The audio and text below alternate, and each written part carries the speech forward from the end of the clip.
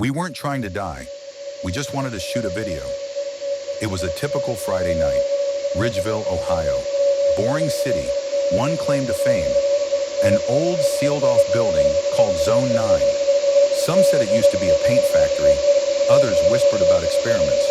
But to most of us teenagers, it was just the local haunted place and the perfect spot to go viral. There were four of us. Jake, obsessed with TikTok fame. He was the kind of guy who'd jump off a roof for views. Sam, quiet, a little weird, but smart and loyal. Liv, loud, fearless, my best friend. And me, Thomas, 16, cautious. Always felt like I was the only one with a working brain in our group. Jake had seen a video online, blurry footage, screaming, cut off by static. The caption read, 3 entered Zone 9, camera found. No bodies. He was obsessed. If we shoot something real in there, even fake real, it's an easy million views. I didn't want to go, but I did. We met behind the shopping plaza and cut across the old train tracks. The sky was dark, cold wind, first drops of rain hitting the sidewalk. Liv was live streaming part of it.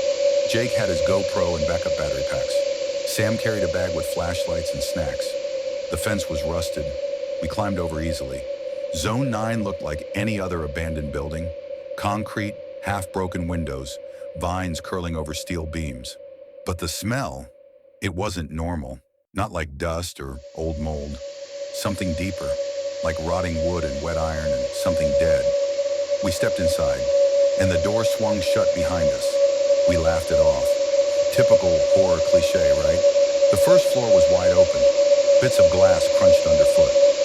Walls were spray-painted with graffiti. Some funny, some creepy. Symbols, eyes, weird handprints.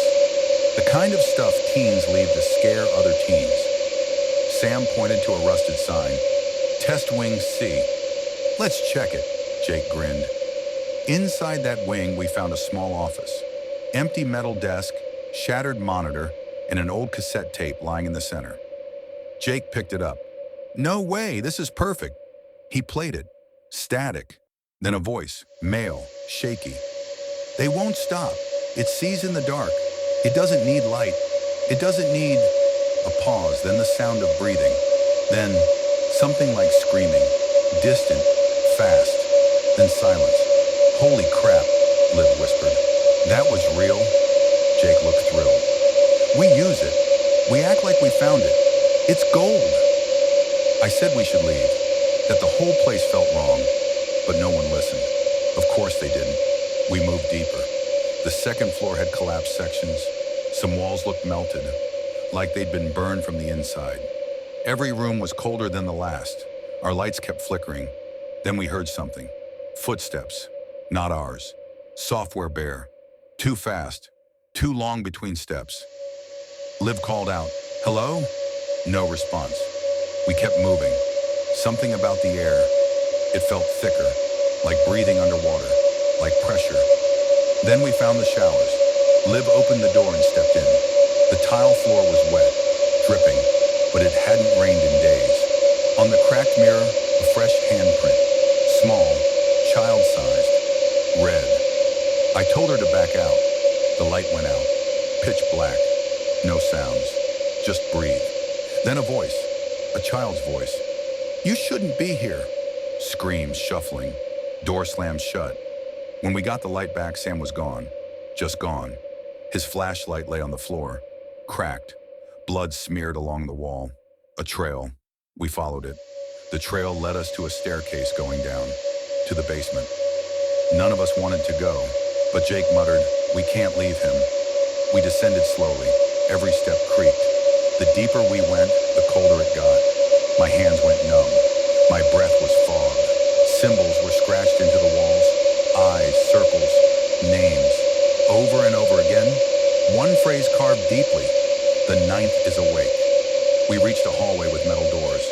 Most were welded shut. One was open. The inside glowed faintly red. Sam was there, sitting in the corner, his back to us. I ran up. "Sam!" No response. His eyes were open, but he wasn't blinking. I touched his shoulder. He didn't breathe. Liv screamed. And then he moved. He stood, but his joints didn't bend right. His head turned too far. His mouth hung open, and his eyes were all white. No pupils, just glassy. It wasn't Sam anymore. He spoke, but it wasn't his voice. It's awake. You are part of it now. You are the ninth. He lunged. Jake swung the flashlight and smashed it into Sam's face. His head twisted at a sickening angle. We ran, back up the stairs, through the warped hallways. Everything looked different now. Nothing was where it had been. Every door led back to the same room, the one with the cassette. We were trapped. Liv shouted, "It's the tape!" The tape started it. I grabbed it and ripped the ribbon out, tore it apart. And then, the building breathed, like something exhaled. A door opened, we ran. Outside, over the fence, into the street. We didn't stop running until we saw headlights and pavement. Jake collapsed. Liv cried. I vomited. We never spoke about it again. Sam's parents reported him missing. Police found nothing. No blood, no footage. All of our recordings were corrupted. Blank. Except one file. Just one. A frame of Sam staring into the lens. Eyes white, mouth open. And behind him, something. Too tall, too thin, too real. Weeks passed. We stopped hanging out. Jake deleted his TikTok. Liv moved away. I tried to forget. Until the cassette showed up. On my desk, at home. No note. Just the tape. And every night since I hear that voice. The child's voice. Calling me. I don't sleep. I don't dream. I don't open doors after dark. Because I know now. We should never have made that video.